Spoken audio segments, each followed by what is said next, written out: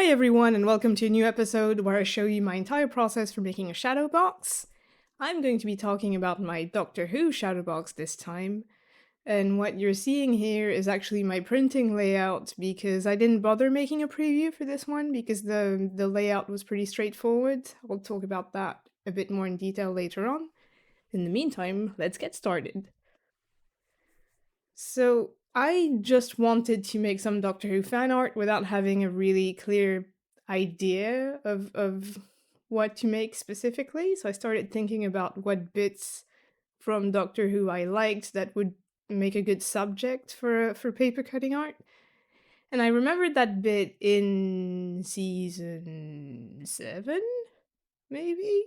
The final Capaldi season, where they need to find a hidden street in London, and the way they do that is they fly the TARDIS over London, with Clara hanging over the side looking down at London, trying to locate the street, and just having the time of her life, which was a really fun scene, I thought. And my first idea was to pretty much make that scene very specifically, but then I realized it wouldn't particularly work as a shadow box because I would need to show London from a bird's eye view, which would mean it would take up the entire frame and block out the light source too much.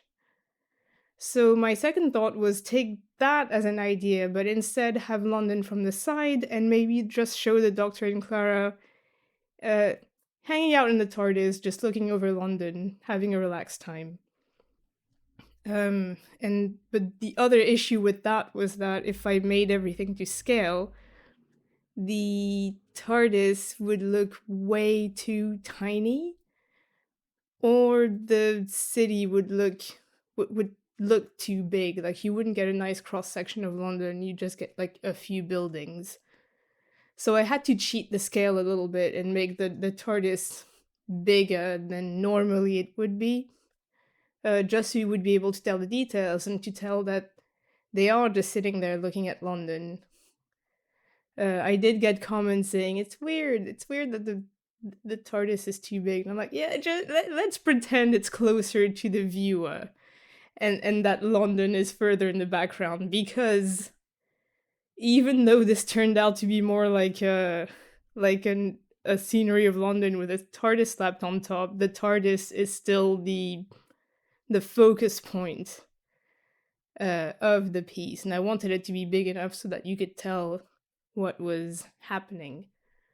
Like you could tell. I'm not entirely sure you can tell that it is Clara and Capaldi's Doctor, but you can at least see that there are two people there and that that Clara's sitting over the side and stuff, which was important to me.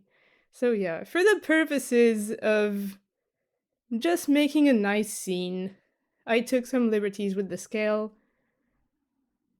and sitting the TARDIS on top of a cloud as well is kind of a nice callback to the first time you meet Clara, which is where she, like, when she discovers the TARDIS, it's sitting on top of a big cloud, which was also a nice image that I liked, that I wanted to have in some way. It also makes it a bit mysterious, the TARDIS coming in on like a bunch of clouds, and there aren't really clouds anywhere else. Which is also a way to disguise the fact that I didn't want to paste the TARDIS on the background. I wanted it to be floating in a bit closer, and to sort of make the impression that it was flying in some way, and not just pasted in the background. And when making the layout for this, obviously, most of the work was for making the London scenery, and I really had to hold myself back from doing too many details on the city. As you can see here, Big Ben is simplified. It doesn't have all of its various lines, let's say. It's structural bits, its details on the walls and stuff.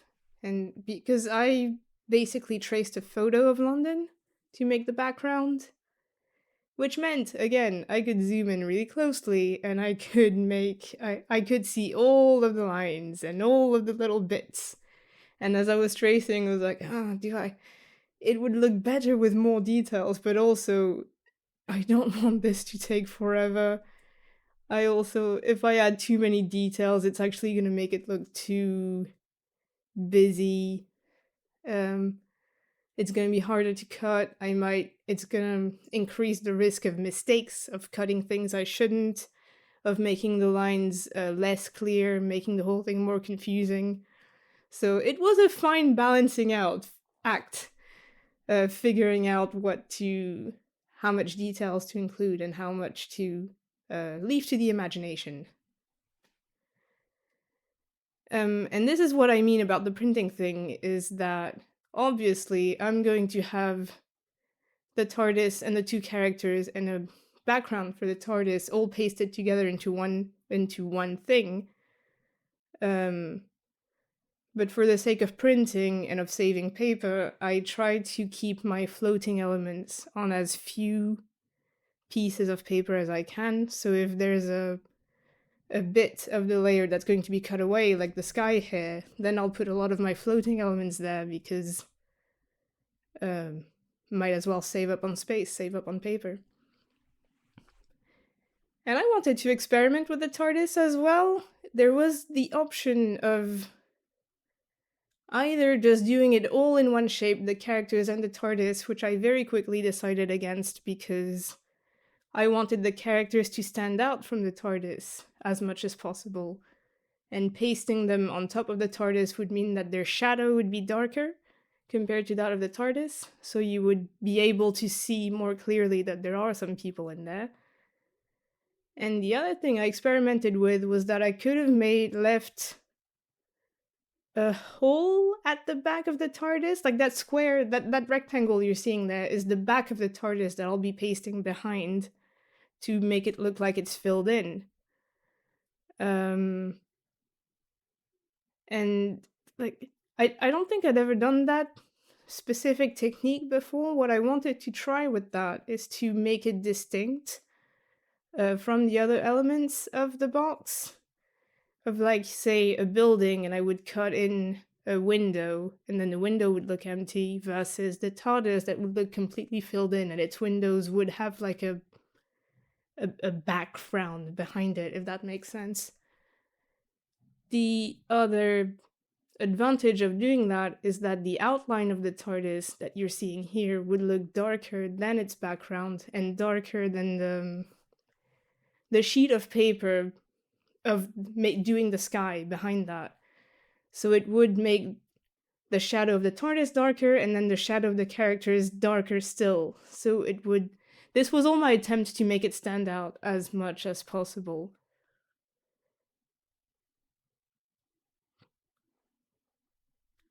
I had a lot of fun making the TARDIS as well. It's such like it's a fun shape, and it's a fun, like, there it wasn't hard to figure out which textures to keep because there's like those nice little squares that you can hint to, plus the windows are much more clear. Yeah, and this was the gamble because the characters are right on top of the TARDIS, the Doctor especially. And I was like, there is a chance that it's not going to that you're not going to see him in the end, even with the lights on. So I hope I did it right. I hope that, I mean, it's obviously clear to me, but that's because I made the thing. So I hope other people can see it as well. I don't know. I was happy with the result, at least. And here's the frame making process, which is, I've always got a bit less to talk about here because it is just cutting boards, and that's about it. And where you're seeing me stick a layer on top, it's to make sure that the dimensions are just wide enough to fit the paper, but snug enough that the paper won't rattle around and have too much space. Like, I paste it in anyway, but I like it to be as snug as possible to avoid any sort of movement inside of the frame. Picking the color for the frame, though, was very easy for this one. Just make it blue. Make it TARDIS blue. There we go. It's Doctor Who. Everything's blue. And this is the process of separating all the layers by cutting strips of foam and pasting them behind each layer to make them distinct from each other and give a nice sensation of depth and of three-dimensionality, and also allow the light to shine through, because it's going to go through every single layer, and it so it allows it to shine even to the top of the box. That inevitably gets a bit darker, but that's also something you can play with.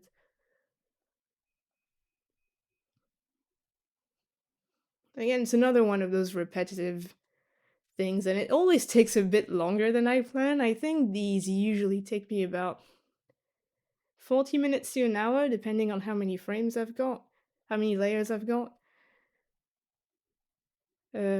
So it's another one of those not super fun, but just have to be done kind of things.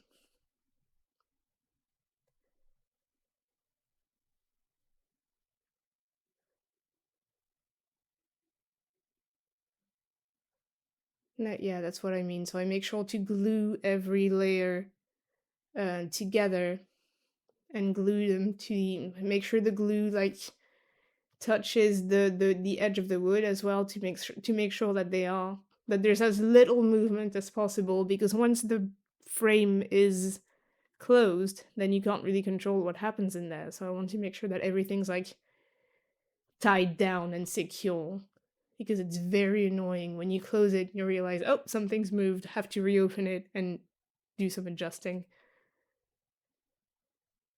And there you go, there's the final box, which turned out to be more of a scenery of London with a bit of a Doctor Who rather than the other way around, but I still think it looks nice.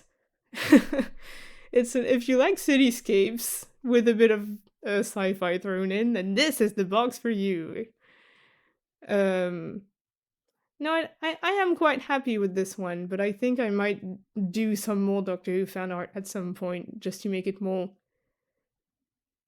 focused on Doctor Who and less on London, even though they are very tightly linked. I do realize that. But yeah, so that's my finished piece. Thank you very much for watching. Make sure to give a like and leave a comment if you enjoyed this video. Check out my other videos if you enjoyed just watching the whole process, and if you're curious about what other boxes I've made. You can also check out a shorter, snappier, slower yet montage of this box, where I show snippets of each individual step, with no commentary, just with nice soothing music. So give that a watch if you're interested. Subscribe to the channel, check out my Etsy store and everything of that nature, and in the meantime, I will see you next time for a new video.